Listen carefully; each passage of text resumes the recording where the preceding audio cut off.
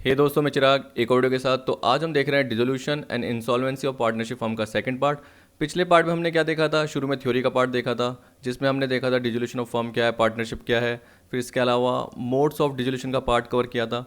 फिर उसके बाद हमने रियलाइजेशन से रिलेटेड कुछ एंट्रीज देखी थी, जो कि जनरली आप बोल सकते हैं कि रियलाइजेशन पार्ट में भी आ सकती है, पार्टनर्स कैपिटल में भी आ सकती है। लोन का पार्ट फिर भी हल्का सा कवर किया था, थियोरटिकल पार्ट बहुत सारा था और आपको बताया कि उनसे रिलेटेड ही एग्जाम में क्वेश्चन आ सकते हैं। जैसे मैंने आपको बताया था कि जो भी रिकॉर्डेड लाइबिलिटी है उनको रिकॉर्डेड असेट्स के अगेंस्ट कैसे सेट ऑफ कर सकते हैं। अगर लाइबिलिटी का पार्ट ज़्यादा आ रहा है तब जाके आप रिलेशन टू कैश करना, तो वो ज़रूर ध्यान देना क्योंकि एग्जाम में वो आ सकते हैं। ठीक है, अनरिकॉर्डेड लाइबिलिटी है, अनरिकॉर्डेड एसेट्स के साथ सेट ऑफ होती है तो एंट्री नहीं होती ट्रांसफ़र की और पेमेंट की भी नहीं होती। लेकिन लाइबिलिटी का पार्ट अगर ज़्यादा आ रहा है तो रिलेशन टू कैश मैंने आपको बताया था।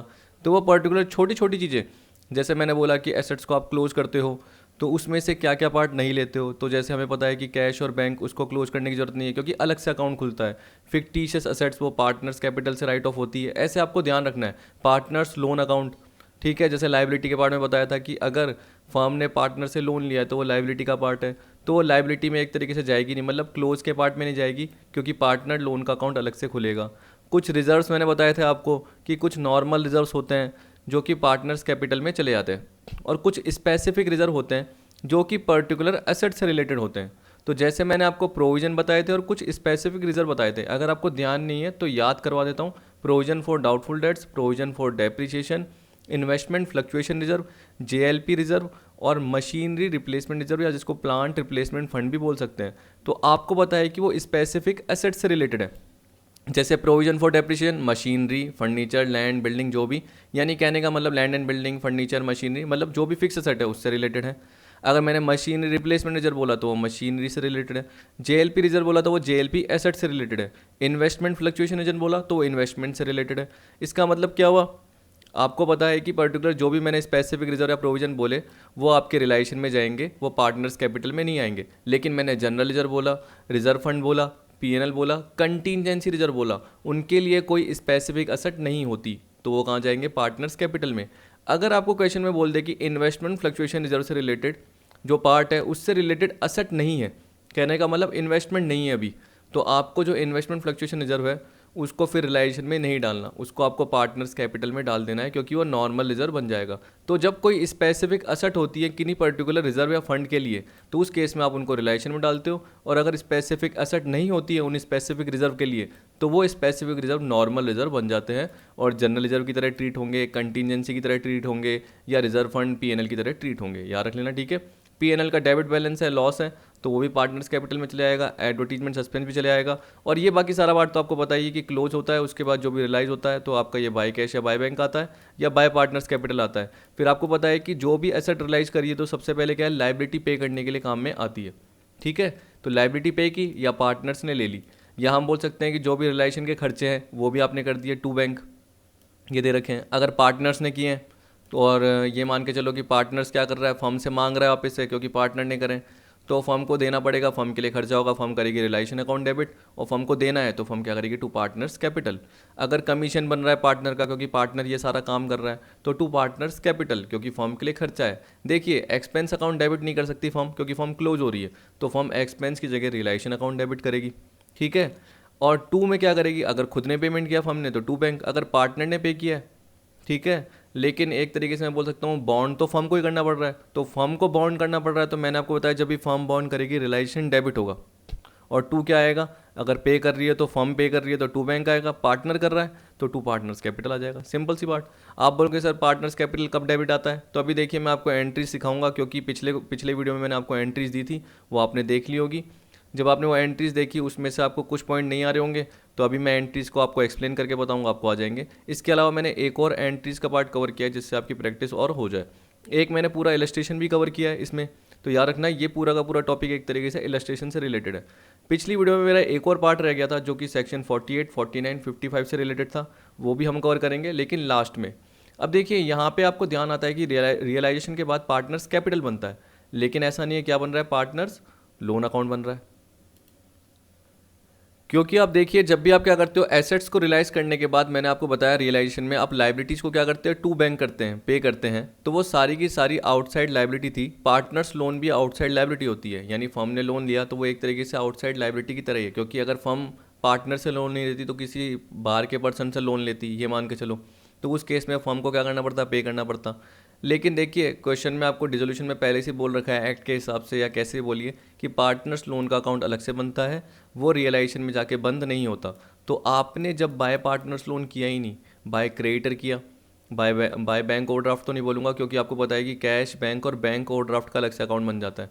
तो आपने बाय आउटस्टैंडिंग एक्सपेंसेस किया, आपने बाय कोई बैंक लोन करा, पार्टनर्स लोन नहीं कोई बैंक लोन किया, तो उस केस में आपको पता है कि आपने लाइबिलिटी को क्लोज किया, फिर आपने पे किया किससे, रिलेशन टू बैंक।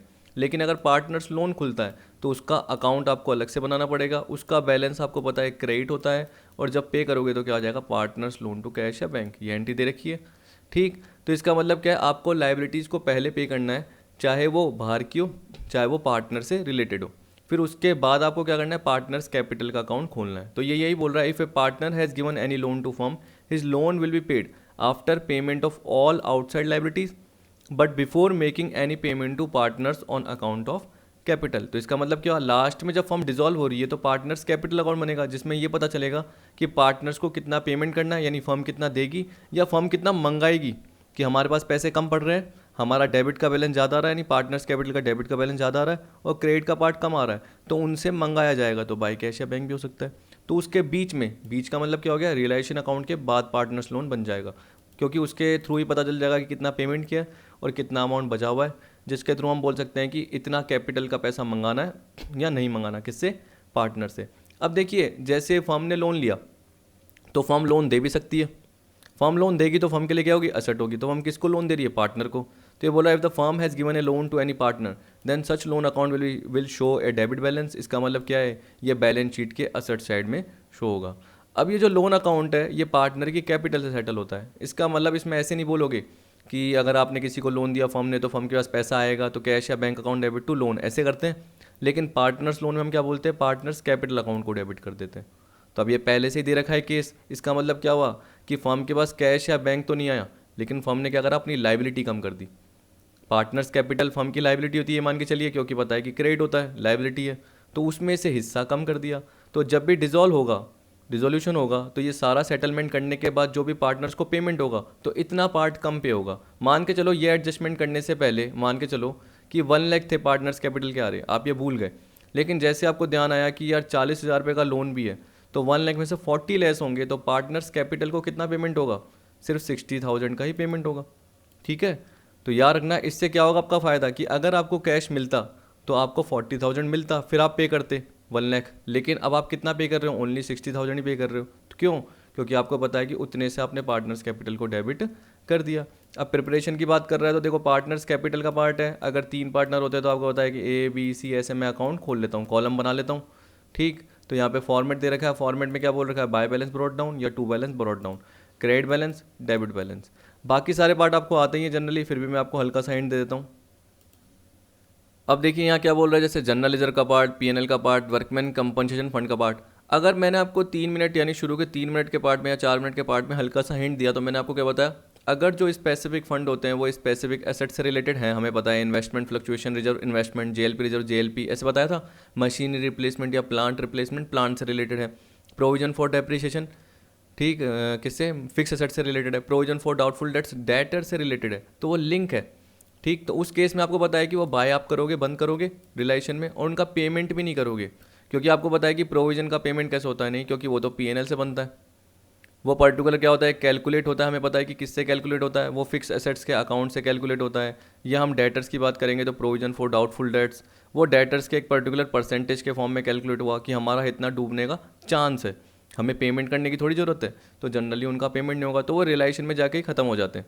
ठीक, और उनका पेमेंट करने की ज़रूरत नहीं होती। जबकि आपको बाकी लाइबिलिटी का पता है कि क्वेश्चन में कुछ भी नहीं बोल रखे तो उसको आपको पेमेंट करने की ज़रूरत होती है। जैसे आपको BP दे दिया, बिल्स पेबल, तो आपको पेमेंट करना पड़ेगा। तो वैसे अगर आपको स्पेसिफिक रिजर्व की जगह नॉर्मल रिजर्व, जनरल रिजर्व किसी से लिंक होता है कि नहीं, P&L किसी से लिंक होता है कि नहीं, तो आप जनरली क्या करोगे, यहाँ बांट दोगे। इसके अलावा मैंने आपको और भी रिजर्व बताया, रिजर्व फंड और कंटीजेंसी रिजर्व, वो भी किसी से लिंक नहीं होता, तो वो सारे पार्टनर्स में बढ़ जाता है, याद रख लेना, यानी पार्टनर्स कैपिटल में आता है। वर्कमैन कंपनसेशन फंड कब बढ़ता है, पार्टनर्स में अगर बचा हुआ रहता है। मान के चलो आपको लाइबिलिटी साइड दे रखी है, उसमें WCF दे रखा है या WCR बोलते हैं वो दे रखा है, ये मैंने आपको पिछली वीडियो में बताया था, फिर भी हल्का सा हिंट दे देता हूँ। कितने का? 1 लाख का दे रखा है, ठीक। और रेशो मैं सिंपल बोलता हूँ, सिंपल मान के चलो 4 पार्टनर है, 1:1:1। ये देख लो रेशो दे रखा है, तो 25 25 25 25 बांट दोगे, क्योंकि आपको नीचे एडिशनल इन्फॉर्मेशन में कुछ भी नहीं दे रखा। तो इसका मतलब क्या है, जो इसके अगेंस्ट लाइबिलिटी है वो निल है, ठीक है। तो पहला केस हो गया। अगर मैंने बोल दिया कि लाइबिलिटी होती तो वो कहाँ तक होगी, यहाँ तक सेटअप होगी। तो अगर इससे लाइबिलिटी कम बन रही है, जैसे कहने का मतलब 60,000 लाइबिलिटी बन रही है, कितनी बन रही है? 60,000 लाइबिलिटी बन रही है, तो वो कहाँ जाएगी? रियलाइजेशन में चले जाएगी। एंट्री क्या बताई थी? WCF तो वैसे भी डेबिट होना ही है टू रियलाइजेशन, और जितना आपका बच गया, जितना आपका 2 का पार्ट बच गया, यानी जो आपका क्रेडिट का पार्ट बच गया 1 लाख में से 60 का 40, तो उतना 40,000 को आप पार्टनर्स कैपिटल में क्या कर दोगे? क्रेडिट कर दोगे, ABCD। तो तभी यहाँ पे बाय WCF दे रखा है कि WCF जितना भी आपका बच गया वो आप दे दोगे। अगर आप बोलोगे लाइबिलिटी सर पूरी 1 लाख बन गई, तो पूरा का पूरा 1 लाख रियलाइजेशन में चले आएगा, जिसके लिए मैंने सिंपल पार्ट ही बताया था कि आप ऐसे याद रख लीजिए कि रिजर्व फंड, रिजर्व का अमाउंट, और जो लाइबिलिटी का अमाउंट विच इज लेस, वो कहाँ जाता है? रियलाइजेशन में जाता है। और बाकी जो बच गया, जिसे हम बोलते हैं अनयूज अमाउंट, कि वर्कमैन कंपनसेशन फंड इतना यूज़ नहीं हुआ, और जितना यूज़ हो गया वो रिलेशन में चले गया, और जितना यूज़ नहीं हुआ वो कहाँ जाएगा? आपका पार्टनर्स कैपिटल या करंट अकाउंट में चले जाएगा, ठीक। अब कुछ आप ये देख रहे हो, जो आपको ये 2 PNL 2 एडवर्टीजमेंट सस्पेंस दिख रहे हैं, तो आपको पता ही है क्यों, क्योंकि एसेट साइड में दिए हुए होते हैं, फिक्टिशियस एसेट होती है या एक्यूमुलेटेड लॉस होते हैं। ये आपको दिख रहा होगा टू रियलाइजेशन, क्योंकि आप एंट्री बोलिए पार्टनर्स कैपिटल टू रियलाइजेशन, तो जब रियलाइजेशन अकाउंट बना होगा तो आपने बाई साइड में लिखा होगा, क्योंकि आपको पता है कि एसेट रियलाइज होने पर क्या आता है? बाई कैश या बैंक आता है। लेकिन अगर कोई पार्टनर ले लेता है तो आप क्या करते हो? Bye partners capital. जैसे एक्स ने ले लिया तो बाय एक्स कैपिटल, तो एक्स कैपिटल टू रियलाइजेशन हो जाएगा। फिर आपको पता है कि अगर आपके रियलाइजेशन में बाई साइड में सारे का सारा लॉस आ रहा है, क्योंकि टू साइड ज़्यादा है और बाई साइड कम है, यानी डेबिट साइड ज़्यादा है, और डेबिट साइड लॉस को डिनोट करती है और क्रेडिट साइड बेनिफिट को, मैंने आपको बताया था। तो आपको पता है कि बाई साइड में जो भी आपका पार्ट आएगा तो पार्टनर्स कैपिटल डेबिट हो जाएगी और टू रियलाइजेशन आ जाएगा। उसके अपोजिट क्या आपका प्रॉफिट का पार्ट आ सकता है। उसके अपोजिट अगर पार्टनर ने लाइबिलिटी ली है तो रियलाइजेशन अकाउंट डेबिट में आप टू साइड में लिखते थे, कैश या बैंक अगर पेमेंट करते थे, और अगर पार्टनर ने ले लिया तो जैसे एक्स ने लिया तो 2x कैपिटल, वाई ने लिया तो 2y कैपिटल, तो रिलेशन अकाउंट डेबिट टू ये आ जाएगा। अब लास्ट में क्या हो जाएगा? सेटलमेंट। सेटलमेंट का मतलब क्या होगा? पार्टनर्स को या तो पैसे मिल जाएंगे, तो 2 कैश या बैंक, यानी फर्म के पास अभी भी पैसा बच रहा है, ये हो सकता है, ठीक है। या अगर कम पड़ गया तो फर्म क्या करेगी? और मंगा लेगी, और मंगा लेगी तो कैश या bank account debit to partners capital हो जाएगा। तो ये थोड़ा रटावा रहना चाहिए, सिंपल पार्ट है। अब देखिए आपको पता है कि लास्ट में जो बनता है वो कैश और बैंक बनता है। क्यों बनता है? क्योंकि आपको पता है कि एक तरीके से अर्थमेटिकल एक्यूरेसी पता करने के लिए, मतलब दोनों साइड का इक्वल आता है, जो भी डेबिट और क्रेडिट साइड आती है वो इक्वल पार्ट आता है। तो अर्थमेटिकल एक्यूरेसी मतलब क्या होता है? जैसे ट्रायल बैलेंस आप देखते हो तो आपको बोलते हो कि डेबिट साइड भी इक्वल है, क्रेडिट साइड भी इक्वल है। वैसे ही इसमें भी बोल रखा है कैश और बैंक अकाउंट में कि हमारा डेबिट क्रेडिट इक्वल होना चाहिए, मतलब कोई बैलेंस नहीं बचना चाहिए, इसलिए बोल रहा है कि ये सबसे लास्ट में बनता है।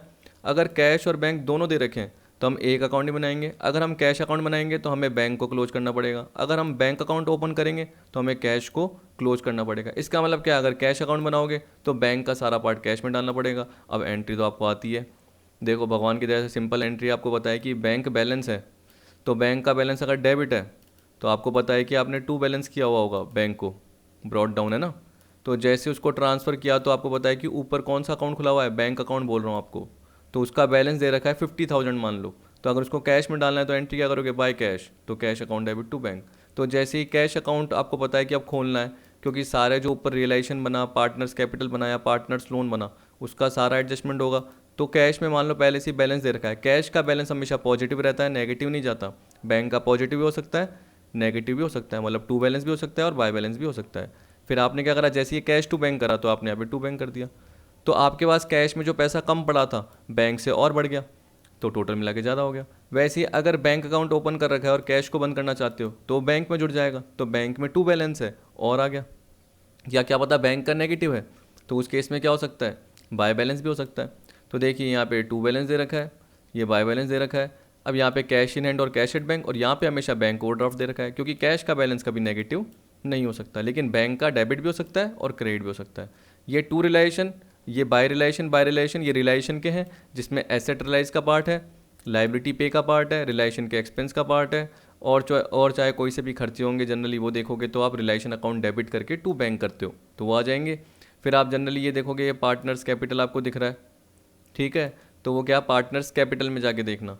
ये आपको पार्टनर्स लोन दिख रहा है, पार्टनर्स लोन टू बैंक, अलग से अकाउंट खोला, ये पार्टनर्स कैपिटल दिख रहा है, तो ये क्यों दिख रहा है? क्योंकि आपने पार्टनर्स कैपिटल में ऊपर देखा पार्टनर्स कैपिटल टू बैंक, यहाँ पे कोई बैलेंस दिख रहा है क्या? नहीं, इसका मतलब टोटलिंग मैच हो जाएगी।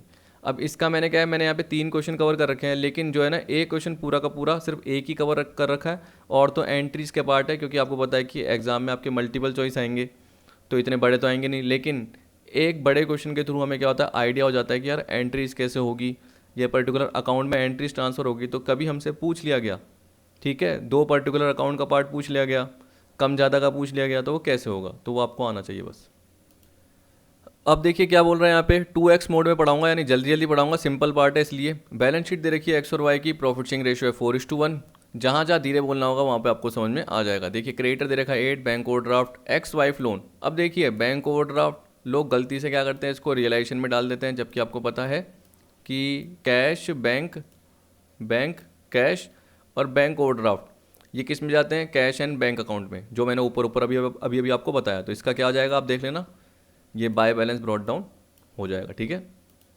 तो जो मैंने क्वेश्चन कहीं से कवर किया, उस बंदे ने क्या कर रखा था, उसका आंसर मैच हो रहा था, यानी जहाँ से मैंने ये लिया है क्वेश्चन, उसने क्या कर रखा था पता है, उसने इसको रियलाइजेशन में बंद कर रखा था, फिर पे करने की भी एंट्री कर रखी थी, फिर कैश एंड बैंक में भी दिखा रखा था। तो आप खुद दिमाग लगाइए कि जब वो बंद करेगा तो आंसर आपका क्यों मैच आएगा। देखो उसने क्या करा, बाई साइड में बैंक ओवरड्राफ्ट दिखा दिया रियलाइजेशन में, फिर उसके बाद यानी ये बैंक ओडी है याद रखना 6000, फिर 2 बैंक कर दिया, ठीक। फिर उसने जब कैश एंड बैंक दिखाया तो उसमें तो बाय बैलेंस दिखाना ही था, वहाँ भी दिखा दिया। अब बताइए यहाँ पे भी 6000 लिखा रियलाइजेशन में और यहाँ पे भी 6000 लिखा, तो यहाँ से ये कट गया, तब भी उसका आंसर मैच कर गया।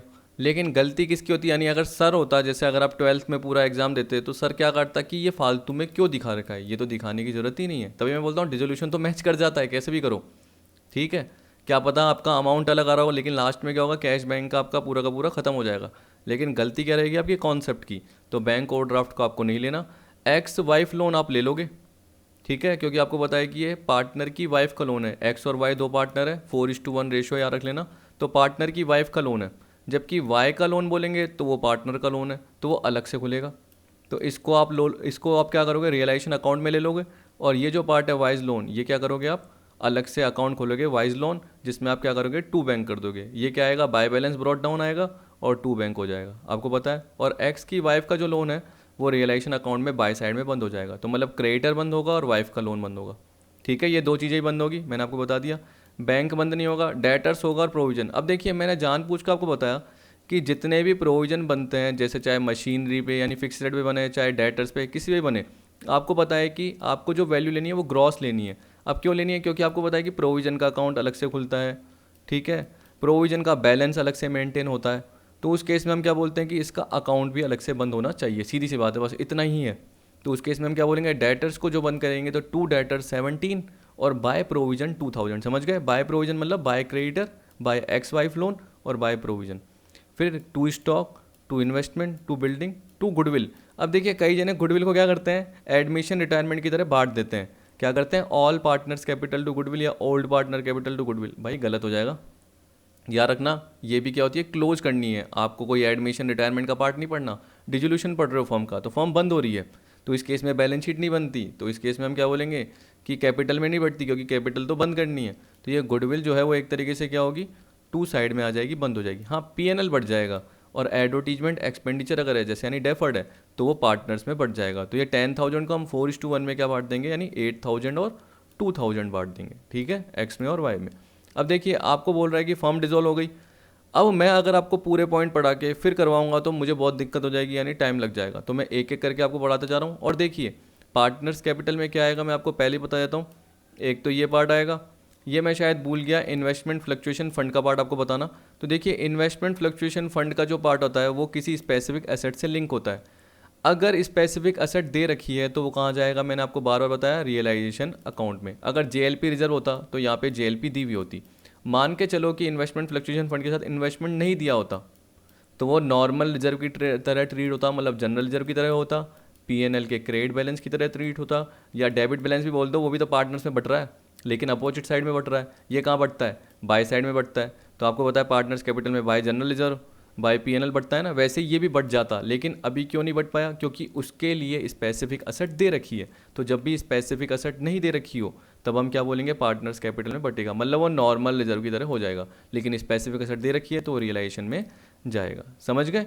तो आपको अगर मैं नॉर्मल रिजर्व के नाम बोलूँ तो मैं आपको देखो रटवा देता हूँ, general reserve, PNL, reserve fund, contingency reserve, क्योंकि उनके लिए कोई एसेट नहीं होती। तो आप हमेशा माइंड में याद रखो, ठीक। अब यहाँ पे बोल रहा है कि फर्म डिजोल्व हो गई उस डेट को और फॉलोइंग अरेंजमेंट डिसाइड हुए। एक्स एग्री टू पे ऑफ हिज वाइफ्स लोन। अब आप बोलोगे कि सर पहले तो हमें क्या करना है? सबसे पहले क्लोज करना है। तो क्लोज करने के लिए सबसे पहले क्या करोगे? जो जो मैंने बताया वो क्लोज कर दो। डेटर्स ले लो, स्टॉक ले लो, इन्वेस्टमेंट, बिल्डिंग, गुडविल, ठीक है, 1 2 3 4 5, समझ गए। और यहाँ पे प्रोविजन ले लेना, टू साइड में, बाई साइड में, सॉरी, बाई साइड में प्रोविजन ले लेना, बाई क्रेडिटर ले लेना, और बाय एक्स वाइफ लोन ले लेना, और ये इन्वेस्टमेंट फ्लक्चुएशन फंड भी ले लेना। वाइज लोन मत लेना क्योंकि ये पार्टनर का लोन है, इसका अकाउंट अलग से खुलता है। बैंक ओवरड्राफ्ट मत लेना क्योंकि इसका अकाउंट अलग से खुलेगा कैश एंड बैंक में। तो यहाँ देखिए यही बोल रखा है, देखिए इन्वेस्टमेंट फ्लक्चुएशन फंड, प्रोविजन मैंने आपको बोला था अलग से, और ये 17,000 ग्रॉस आ रहा है। तो ये नहीं कि आप 15 ले रहे हो, गलत हो जाएगा, ठीक है। गलत क्या हो जाएगा? नहीं, कॉन्सेप्ट गलत हो जाएगा, क्योंकि अगर आप प्रोविजन लेते हो तो आपको ये ग्रॉस लेना पड़ेगा। अगर आपने बोला सर मैं 15 ले लिया और यहाँ पे इसको दिखाया नहीं, तो कॉन्सेप्ट की गलती है। आंसर तो सही आएगा, लेकिन यहाँ पे 15 लिया और ये नहीं लिया तब भी आंसर मैच करेगा, लेकिन कॉन्सेप्ट की गलती है। तो आपको ग्रॉस वैल्यू लेनी पड़ेगी, एग्जाम में पूछ भी लेता है। अब देखिए यहाँ पे आपको क्रेडिटर भी दे रखा है, एक्स वाइफ लोन भी दे रखा है। बैंक ओवरड्राफ्ट लिया क्या? नहीं लिया। वाइज लोन लिया? नहीं लिया, ठीक। गुडविल ले ली, बिल्डिंग ले ली, देखो गुडविल ले ली है, बिल्डिंग ले ली, इन्वेस्टमेंट ले लिया, स्टॉक ले लिया, डेटर। अब देखिए सब कुछ खत्म।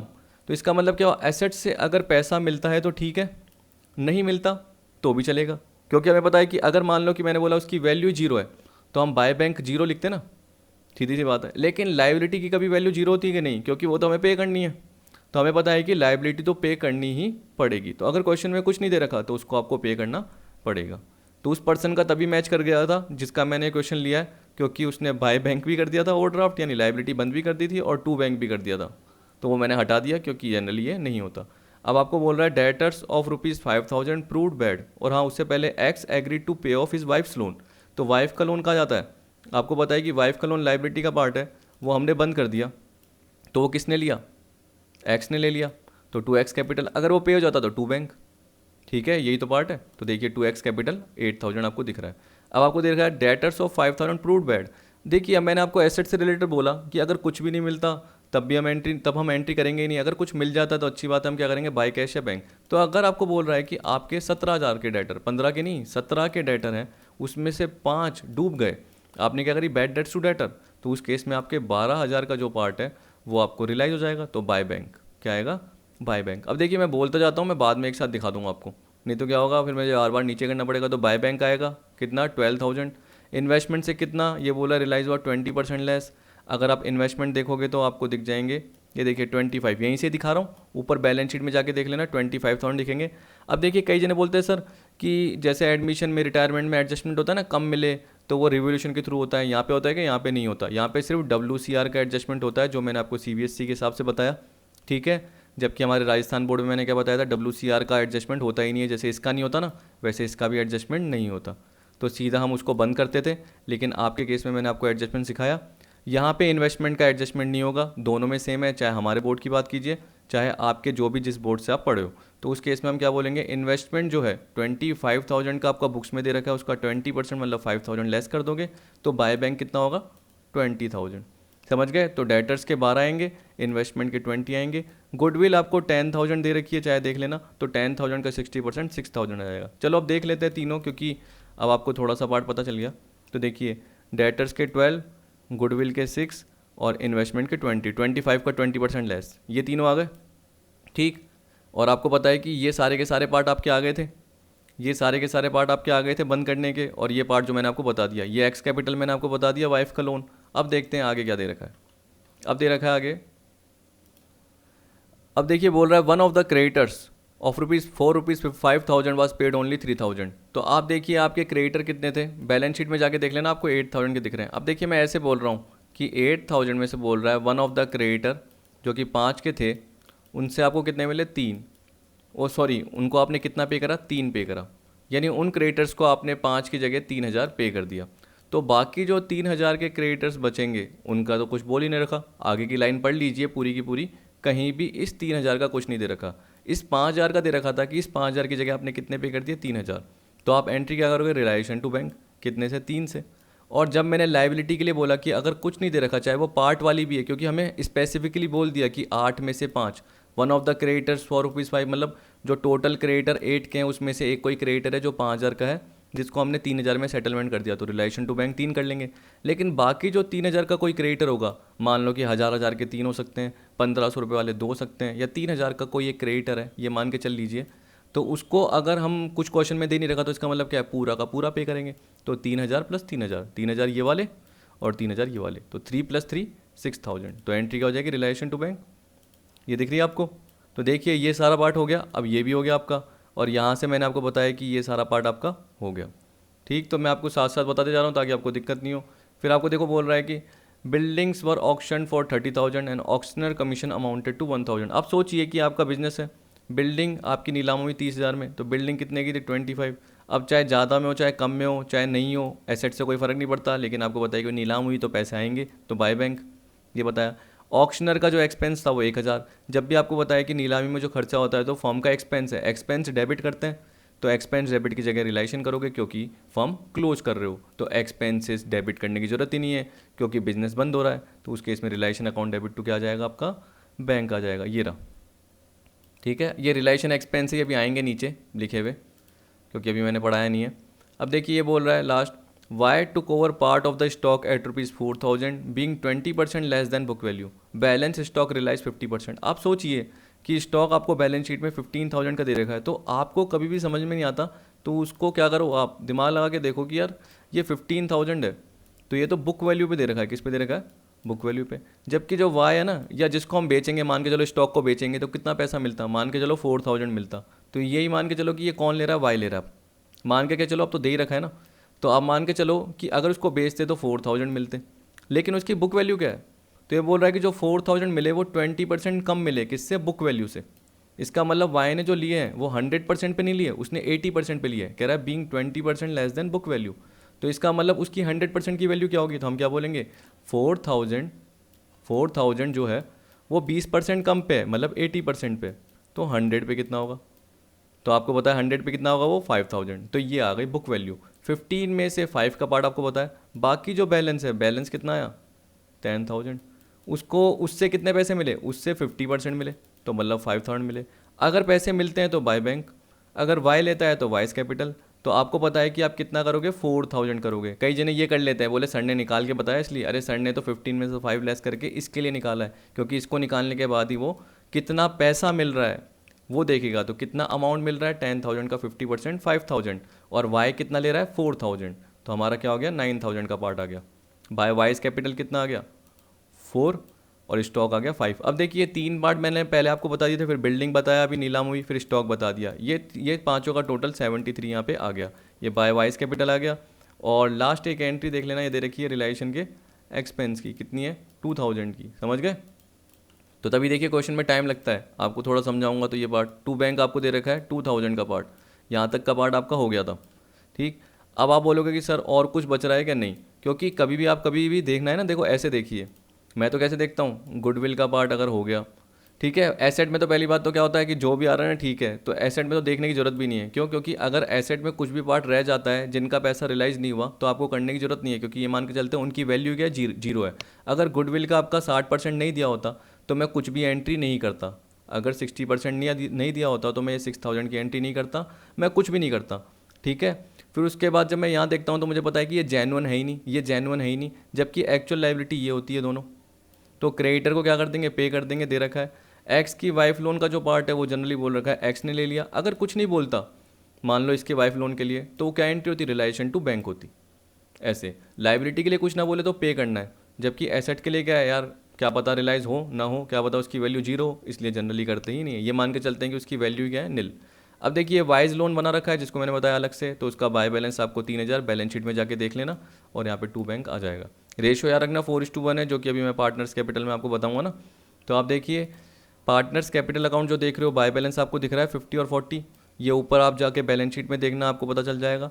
फिर आपके बैलेंस शीट के इस साइड पे P&L साइड पे आपको 10,000 दिख रहा था, 10,000 को 4:1 में बांटा, तो देखिए 8 और 2, अब सारा पार्ट सिंपल। अब सारा पार्ट आपको क्या करना है, कभी भी याद रखना है, जब भी आप पार्टनर्स कैपिटल में देखते हो तो जो एडजस्टमेंट हो गए उसके बाद सीधा आप रियलाइजेशन पे ट्राई करते हो। रियलाइजेशन में जो आपको दिखता है तो क्या क्या दिखता है, जो भी कैपिटल से लिंक है तो रिलेशन टू एक्स कैपिटल, और कुछ तो मुझे दिख ही नहीं रहा, और तो बैंक है वो बाद में काम आएगा कैश एंड बैंक अकाउंट में।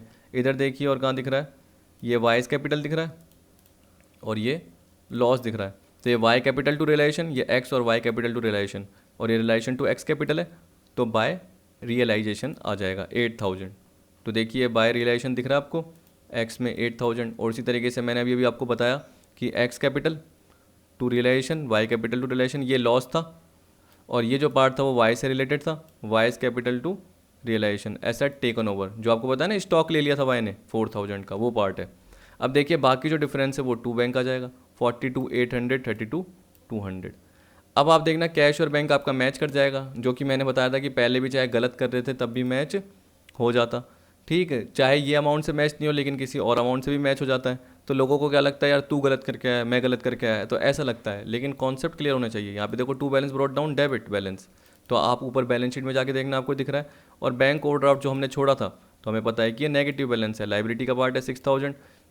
अब देखिए ये बैंक टू रिलेशन आपने जो स्टॉक डेटर्स मैंने आपको बताए थे ऊपर, ये वाला देखिए रिलेशन में जाइए, ये दिखेगा, इधर जाइए ये दिखेंगे, मुझे तो यही दिख रहे हैं, एक तो ये दिख रहा है और ये तीन बैंक के दिख रहे हैं 6 2 1। तो आपको पता है कि रिवर्स करना पड़ता है, रिवर्स क्यों, क्योंकि एंट्री पोस्टिंग होती है। तो आपको पता है कि आपने realisation to bank to bank to bank, तो बैंक क्रेडिट हो रहा है तो आपको बैंक के क्रेडिट साइड में क्या करना है, पर्टिकुलरली पुट कर देना by realisation by realisation by realisation, ये करा ना, और यहाँ पे टू रिलेशन, ठीक 73।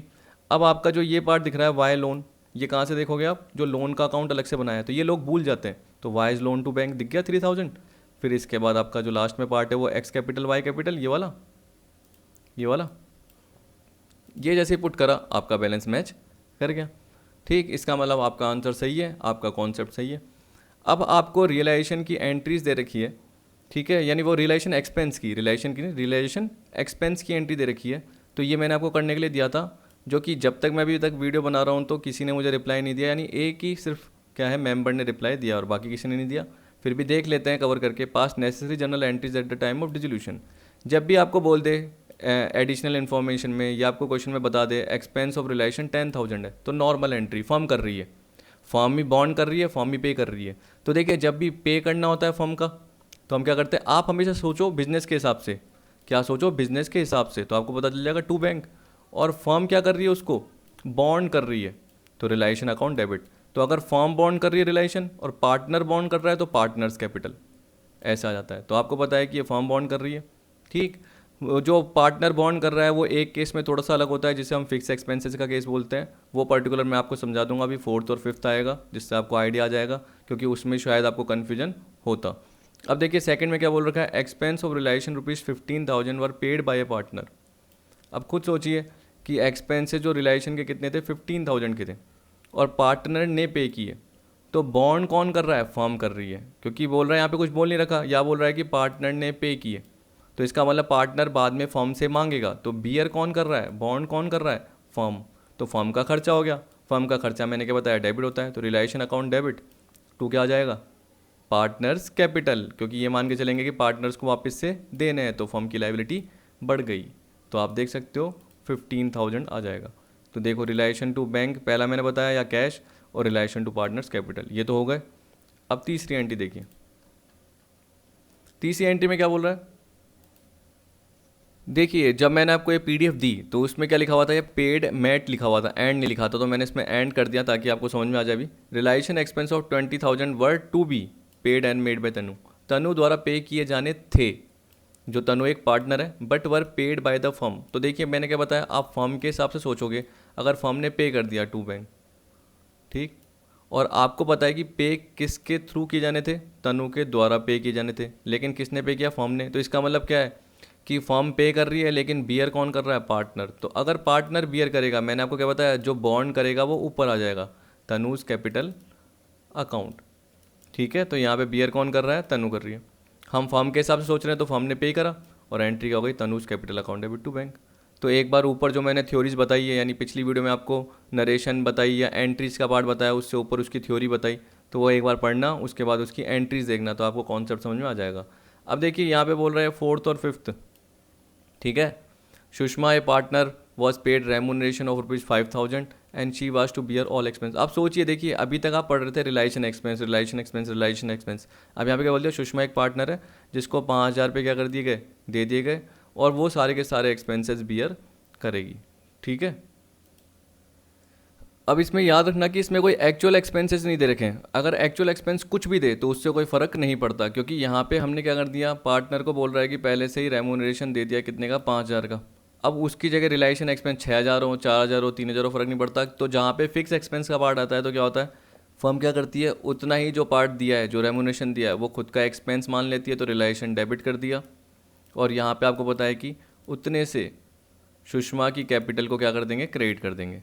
तो अगर आपने ये पार्ट नहीं देखा तो एक बार मैं आपको जल्दी से ऊपर पार्ट बता देता हूँ, कोई टाइम नहीं लगेगा ज़्यादा। ये रहा, देखिए E part, when a partner is paid a fix amount for bearing realisation expense then actual expense are not to be considered. ये बता दिया, with fix amount paid to partner, तो क्या रेमुनरेशन दिया गया, तो realisation account debit to partners capital, ठीक है। तो मतलब बी केस की तरह होगा। बी केस का मतलब क्या होता है, जब फर्म के बिहाफ पे पार्टनर क्या कर देता है, पे कर देता है, लेकिन बियर तो कौन करेगी, फर्म ही करेगी। तो उस केस में रिलेशन टू पार्टनर्स कैपिटल होता ही होता है, क्योंकि पता है कि फर्म का खर्चा, तो वैसे ही ये भी क्या है, फर्म का है, तो रिलेशन अकाउंट डेबिट।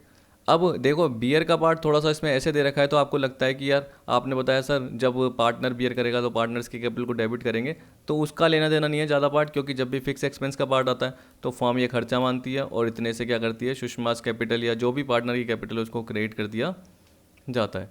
वैसे यहाँ पे बोल दिया, Vikas a partner was paid remuneration of 10,000 and he was to bear all expenses. अब ये भी वही एंट्री है सेम, इसमें बस एक लाइन एक्स्ट्रा जोड़ दी, एक्चुअल एक्सपेंसेस अमाउंट टू ₹18,000। अब देखिए मैंने बताया एक्चुअल एक्सपेंसेस का लेना देना नहीं है, जो फिक्स एक्सपेंस दिया है उसी को कंसिडर करना है। तो इस केस में क्या हो गया, realisation account debit to Vikas capital, ठीक। तो देखो यहाँ पे दे रखा है डी और E, relation to Sushma, relation to Vikas, इस तरीके से आपका पार्ट हो जाता है। अब यहाँ देखिए, अब जो मैं बोल रहा हूँ ना, पार्टनर बियर करता है, पार्टनर बियर करता है तो पार्टनर्स कैपिटल आ जाती है। देखिए यहाँ बोला रिलेशन एक्सपेंसेस कितने के थे, 15,000 के थे। अगर कुछ नहीं बोलता तो आप एंट्री क्या करते, रियलाइजेशन टू बैंक, ठीक है। अगर बोलता कि ये जो एक्सपेंसेस है वो सारे के सारे कौन बॉन्ड कर रहा है, फर्म पे कर रही है लेकिन पार्टनर बॉन्ड कर रहा है, तो आप क्या करते, पार्टनर्स कैपिटल। तो यानी यहाँ पे मान के चलो कोई ए पार्टनर है तो ए इज कैपिटल करते, और ए इज कैपिटल टू बैंक, कि फर्म ने पे किया, फर्म के पास से गया पैसा, और बॉन्ड किसने करा, ए ने करा, ठीक है। तो ये बोल रहा आउट ऑफ दिस 15 में से जो 12 हैं वो किसने बॉन्ड किए, ए ने, जो कि एक पार्टनर है। तो देखिए आ गया ना कि ये 15,000 है, और बोल रहा बाकी बैलेंस किसने बियर करे, फर्म ने बियर किए। तो आप सोचिए, अगर फर्म क्या करती है, पे करती है, और फर्म ही बियर करती है, तो रिलेशन टू बैंक होता है। लेकिन अगर पार्टनर बियर कर रहा है, फर्म पे कर रही है, या कुछ बोल रखा है कि किसने पे करा, नहीं, तो हम मान के चल रहे हैं किसने पे करा है, फर्म ने पे कर रखा है। लेकिन उसमें से 12,000 किसने बॉन्ड किए, ए ने, तो 12,000 से ए डेबिट हो जाएगा, मतलब ए का हिस्सा कम हो जाएगा। फर्म क्या बोलेगी कि हम पे कर रहे हैं, अगर हमारा खर्चा होता तो हम पूरा का पूरा 15,000 डाल देते। जैसे ही डालेंगे तो अपने आप पार्टनर के हिस्से में बढ़ जाएगा, जैसे ए बी सी है तो उनके प्रोपोर्शन में से अपने आप कम हो जाएगा। क्यों, क्योंकि उनको जो प्रॉफिट का पार्ट है वो कम मिलेगा, या क्या पता लॉस का पार्ट उनका ज़्यादा हो जाएगा। यही तो है, क्योंकि हमने रिलेशन में पूरा का पूरा पार्ट डाल दिया। पर उसी तरीके से सारा का सारा पार्ट कौन बियर कर रहा है, ए, तो ए के हिस्से में से कम कर देंगे अमाउंट, और बाकी जो है वो फॉर्म बियर कर रही है, तो 3,000। तो फॉर्म बियर करने का मतलब क्या होता है, याद देखो ये 15,000 आ गया। फॉर्म बियर करने का मतलब जैसे रिलेशन टू बैंक जाएगा तो उस केस में जो प्रॉफिट का पार्ट है वो 3 कम दिखेगा, 3 कम दिखेगा तो मतलब 3 पार्टनर है मान लो, या 4 पार्टनर है, उनके प्रॉफिट शेयरिंग रेशो में बढ़ जाएगा। तो इसका मतलब सब में बढ़ गया। लेकिन अगर आपको पता है कि कोई पर्टिकुलर पार्टनर बॉन्ड कर रहा है तो उसमें बढ़ गया, तो इस केस में क्या होगा कि एक तरीके से बोल सकते हैं सारा का सारा उसने बॉन्ड किया है, बाकी पार्टनर को इतना नुकसान नहीं हो रहा। लेकिन यहाँ पे देखिए बोला विनय एक पार्टनर है, उसने रिलेशन एक्सपेंस पे करे 10,000। जब ऐसी लाइन देते सिंपल तो बी केस हो जाएगा, रिलेशन टू पार्टनर्स कैपिटल, क्योंकि ये मान के चलते हैं कि पार्टनर बाद में फर्म से मांग लेगा, ठीक है। तो उस केस में हम क्या बोलते हैं कि फर्म ने बॉन्ड किया है, तो इसलिए फर्म रिलेशन अकाउंट डेबिट कर रही है और पार्टनर को दे देगी। लेकिन यहाँ पे क्या बोल दिया कि इसको बॉन्ड भी यही पार्टनर कर रहा है, तो इसका मतलब फर्म आई नहीं रही। क्योंकि आप सोचिए कि अगर मैंने आपको बोला कि फर्म कब आती है, जब फर्म बॉन्ड करती है तब फर्म रिलेशन को डेबिट करती है। लेकिन यहाँ पे बॉन्ड भी कौन कर रहा है, पार्टनर, तो एंट्री क्या हो गई, ए इज कैपिटल, ठीक है। और पेड भी कौन कर रहा है, वही कर रहा है, तो टू ए इज कैपिटल, या जो विनेस कैपिटल, मैंने ए बोल दिया गलती से, तो एंट्री करने की ज़रूरत ही नहीं है, तो यहाँ पे कोई एंट्री होगी ही नहीं, तो यहाँ पे बोल रहा है नो एंट्री। अब देखिए यहाँ पे बोल रहा है कुछ एंट्रियाँ मैंने और ले ली, यानी 5 एंट्री हैं, सिंपल सी है। लेकिन मुझे लगता है कि आपको अगर मैं देता करने के लिए तो आपको दिक्कत होती। या तो ऐसा करता हूँ मैं आपको, ठीक है, थोड़ा सा आपके लिए वो तो रखूँ ना, प्रैक्टिस के लिए पार्ट, क्योंकि मैं वैसे ही गार्डनर वर्सेस मरे रूल अगली बार कराऊंगा तो अगली वीडियो में ज़्यादा पार्ट होगा भी नहीं इतना, क्योंकि एक पर्टिकुलर रूल समझाना है और आपको क्वेश्चन समझाना है। तो इससे अच्छा मैं क्या करता हूँ कि ये जो पार्ट है ना आपको करने के लिए दे देता हूँ। तो देखिए मैं आपको क्या कर रहा हूँ कि पर्टिकुलर आप PDF प्रोवाइड करूँगा तो इसमें ये भी ऐड कर देता हूँ। तो ये मैं आपको दे दूँगा, ये ज़रूर आप प्रैक्टिस कर लेना। ये 5 है, जिससे एक तरीके से आपको आइडिया हो जाएगा कि यार रिलाइजेशन की एंट्री क्या होगी, या क्या पता पार्टनर्स कैपिटल से रिलेटेड एंट्री होगी या नहीं होगी। कैसे होगी एंट्री वो आपको देखना है खुद को। तो ये कितने हैं, 5 केस हैं ओनली। तो ये प्रैक्टिस कर लेना, अगली वीडियो में कवर करके दे दूंगा। अब मुझे क्या कवर कराना था, देखिए मैंने आपको बताया था, जैसे ही मैंने आपको पिछली वीडियो में ध्यान हो मोड्स ऑफ डिसोल्यूशन बताया, उसमें dissolution by agreement, compulsory, notice, court ये बताया था। फिर डिसोल्यूशन ऑन द हैपनिंग, फिर मैंने इसके बाद आपको बताया डिफरेंस, फिर मैंने आपको बताया सेटलमेंट का पार्ट था, जो कि मैंने बताया अगर आप इलस्ट्रेशन देख लोगे मुझसे पूरा का पूरा तो आपको आधा पार्ट समझ में आ जाएगा। ठीक, तो यहाँ पे देखिए ये बोल रहा है section 48, 49, 55 of Indian partnership act specified the mode of settlement of account on the dissolution of partnership form. अब अगर आप खुद भी पढ़ोगे तो आपको समझ में आ जाएगा। ये बोला these are as follows, all the amount of loss and deficiency of capital if any shall be first paid out of profit, next out of capital, and lastly if necessary will realise from the partners in their profit sharing ratio. सोचिए अब कि आप सबसे पहले क्या करते हो, सबसे पहले आप जो भी असेट्स हैं उनको क्लोज करते हो, और उसके बाद क्या करते हो, उनको बेच के जो भी अमाउंट रिलाइज होता है उससे आप, मैं बोल सकता हूँ कि लाइबिलिटीज़ का पेमेंट करते हो। लाइबिलिटीज़ में सबसे पहले आपने क्या बोल दिया, जो भी आउटसाइड लाइबिलिटी है उसको पे कर दिया, फिर पार्टनर्स लोन को पे कर दिया क्योंकि वो अलग से खुलता है अकाउंट, वो ऊपर रिलाइजेशन में नहीं जाता। ठीक है, उसके बाद जनरली आप क्या बोलोगे कि क्या पता आपका जो भी पार्ट आ रहा है, क्योंकि आपको पता है कि उसके बाद आप पार्टनर्स कैपिटल अकाउंट बनाते हो, तो उससे रिलेटेड हल्का सा बस लिंक कर दीजिए कि जो भी लॉस या डेफिशिएंसी आ रही है कैपिटल की, तो अगर आपके पास कोई प्रॉफिट है तो उससे बांटोगे। लेकिन आपको पता है कि जनरली जो भी आपका रिजर्व का पार्ट, प्रॉफिट का पार्ट है, PNL का क्रेडिट, वो आप बाई साइड में वैसे ही कैपिटल में कर चुके होते हो। ठीक, तो अगर कोई भी लॉसेस का पार्ट जनरली आ रहा है जो कि नहीं हो पा रहा बियर, तो उस केस में आपको पता है कि आप जैसे by reserve, general reserve, by reserve fund, by PNL बांट देते हो। तो ये मान के चलो कि बोल रहा है कि सपोज करो कि आपने एडजस्टमेंट नहीं किया था, उससे पहले भी लॉस आ रहा है, तो आप इसके थ्रू राइट ऑफ कर दोगे। नेक्स्ट क्या करोगे, खुद की कैपिटल में से, खुद की कैपिटल बोला, next out of capital, and lastly if necessary will be realise from the partners in their profit sharing ratio. तो इसका मतलब ये बोल रहा है कि आप बाय बैलेंस करते हो, खुद की कैपिटल में से एडजस्ट करते हो, PNL में से करते हो, जनरल रिजर्व में से करते हो, और अगर कुछ बच जाता है तो उस केस में क्या होता है, यानी अगर डेफिशिएंसी अभी भी आ रही है, लॉस अभी भी आ रहा है, तो बाकी पार्टनर से ले लिया जाएगा, किस रेशो में, उनके प्रॉफिट शेयरिंग रेशो में, ये बोल रहा है। तो ये जनरली क्या है, केस है जो आपको पढ़ना पड़ता है, सेक्शन के अकॉर्डिंग बोल रखा है, तो ये आपको हमेशा याद रखना है। अब जो भी लॉस या डेफिशिएंसी हो रही है, तो ये बोला देखो क्या हो रहा है, be amount realise from sale of asset and amount brought in by the partner shall be applied in the following manner. अब जो भी पैसा मिला या पार्टनर जो भी पैसा लेके आया वो कैसे होगा, सबसे पहले सिक्योर्ड क्रेडिटर्स को पे करेंगे। फिर आपको बोल दिया payment to outside debt of the firm proportionally. Proportionally का मतलब क्या होता है, देखिए इसका मतलब जनरली ये हुआ कि जितने भी आपके डेट्स होंगे उनके प्रोपोर्शन में बांट दिया जाएगा, क्योंकि देखिए डेट्स क्या होते हैं, बहुत सारे होते हैं। कहने का मतलब लोन अगर हो गया तो क्या पता फर्म ने अलग अलग पार्टियों से लिया हो या बैंक से लिया हो, तो उस केस में प्रोपोर्शन में बढ़ जाएगा। क्योंकि यहाँ पे हम रिलेशन की बात कर रहे हैं, जो भी पैसा मिला पार्टनर से, जो भी पैसा पार्टनर लेके आया, तो टोटल मिला के बटेगा। तो यहाँ पे बोल रहा है सबसे पहले जो भी लाइबिलिटीज़ है, sundry liabilities, secured creditor, outside debt, उसमें आ गया। फिर उसके बाद पार्टनर लोन आ गया, देखो बोला out of the remaining amount the loan advance bye partners will be paid of proportionately. अब जैसे प्रोपोर्शनली पार्ट आया तो उस केस में भी क्या होगा, मान लो कि अगर A और B ने लोन दिया है तो उनके लोन के प्रोपोर्शन में जो भी अमाउंट बचा हुआ है उसके हिसाब से बांट दिया जाएगा।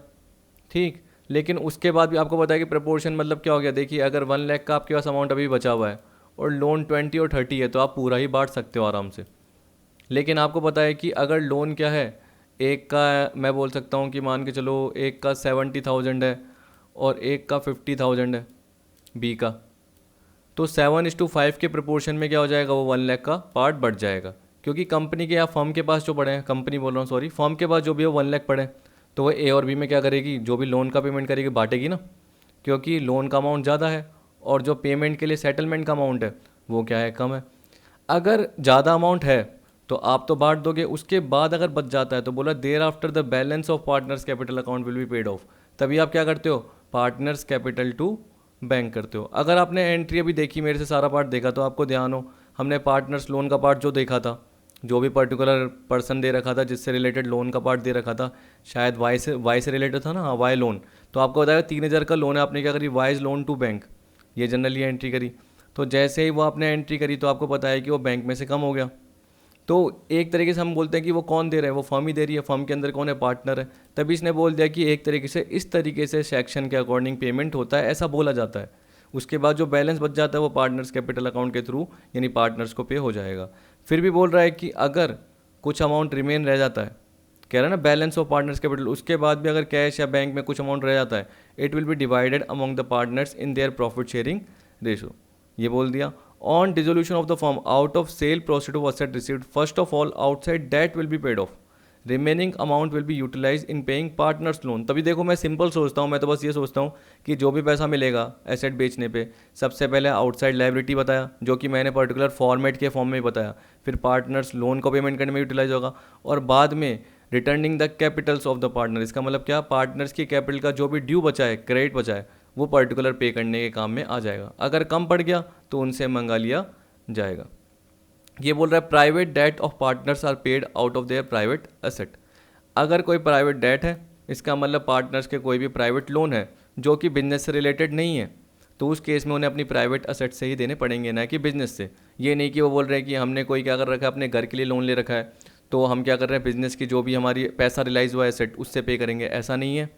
यहाँ पे बोल रखा है कि जो भी उनका घर का लोन होगा यानी प्राइवेट डेट होंगे पार्टनर के, वो खुद की प्राइवेट यानी पर्सनल असेट से ही देंगे, वो बिजनेस के पैसे का यूज़ नहीं करेंगे।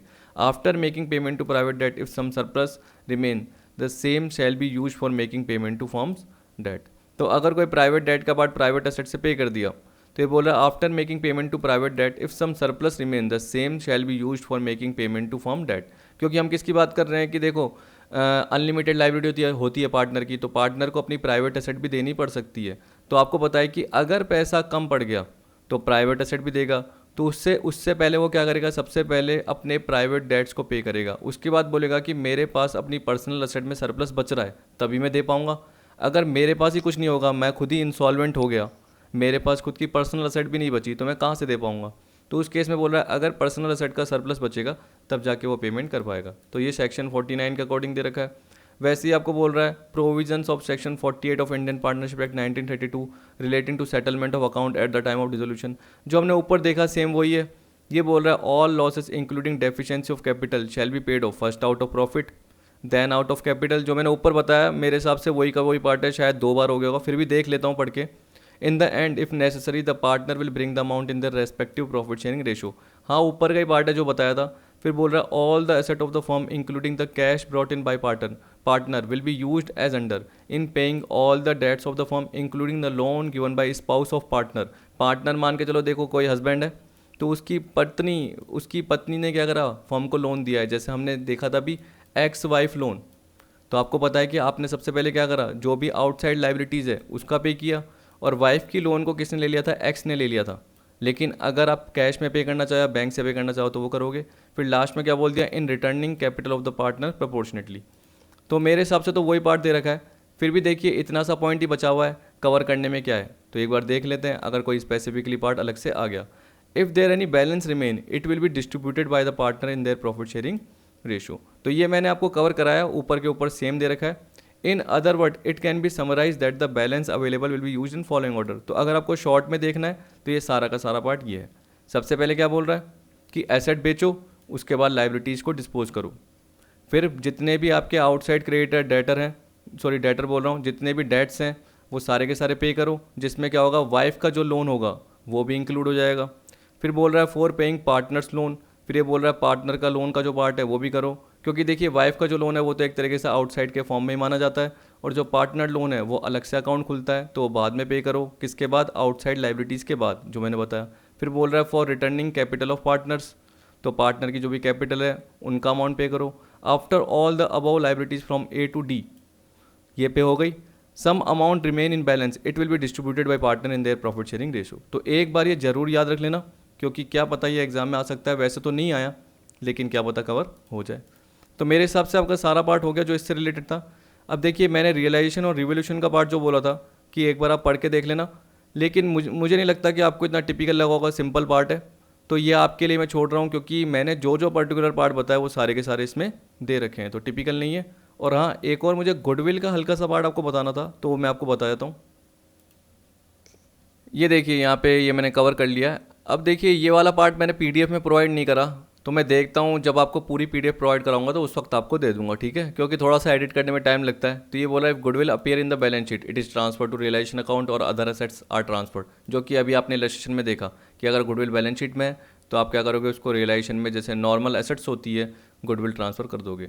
If goodwill is not appearing in the balance sheet it is not to be valued, क्योंकि आप खुद दिमाग लगाइए कि अगर गुडविल बैलेंस शीट में अपीयर नहीं है और नीचे बोल दिया कि इसको वैल्यूड करना है, तो कहाँ से हो सकता है, जब बिजनेस ही बंद हो रहा है तो वैल्यूड करने की जरूरत ही नहीं है, क्योंकि वो एडमिशन, हम रिटायरमेंट की बात करते हैं तब उसको वैल्यू करते हैं। क्योंकि वैल्यू करने में क्या होता है, आप ये देखते हो कि जो गेन कर रहा है सेक्रीफाइस कर रहा है, तो जो सेक्रीफाइस करता है उसे मिलता है एडमिशन के केस में, और जो गेन कर रहा है जब हम रिटायरमेंट का पार्ट देखते हैं तो वो देता है किसको, जाने वाले पार्टनर को, गुडविल में से हिस्सा।